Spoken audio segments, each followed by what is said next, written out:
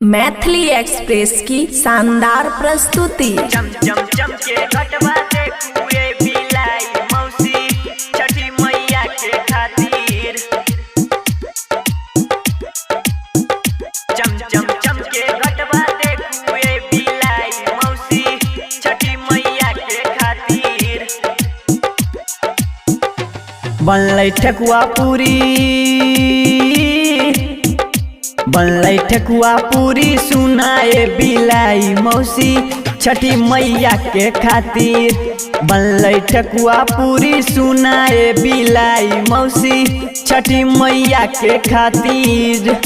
बनलै ठकुआ पूरी सुनुए बिलाई मौसी छठी मैया के खातिर। चम चम चम के घटवा देखुए बिलाई मौसी छठी मैया के खातिर।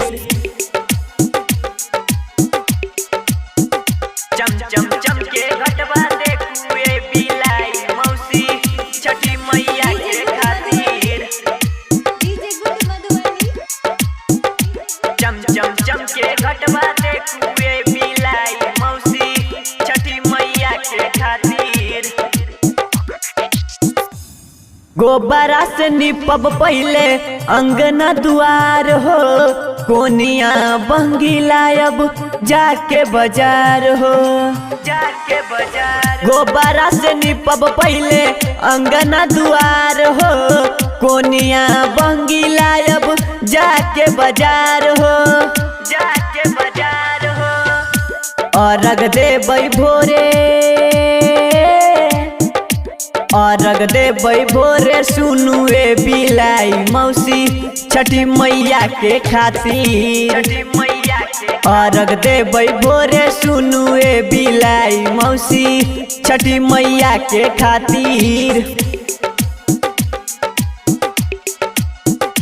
अर्घ देबै भोरे सुनुए बिलाई मौसी छठी मैया के खातिर। अर्घ देबै भोरे सुनुए बिलाई मौसी छठी मैया के खातिर।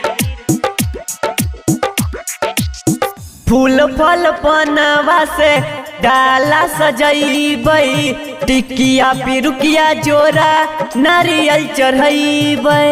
नारियल चढ़ैबै फल फूल पनवा से डाला सजैबै, टिकिया पिरुकिया जोरा नारियल चढ़ैबै। नारियल चढ़ैबै साड़ी पहिरब अखरा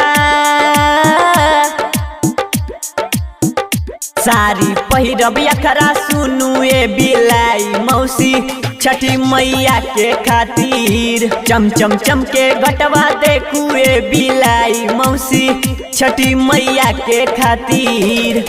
खुशी रिकॉर्डिंग स्टूडियो बलुआहा।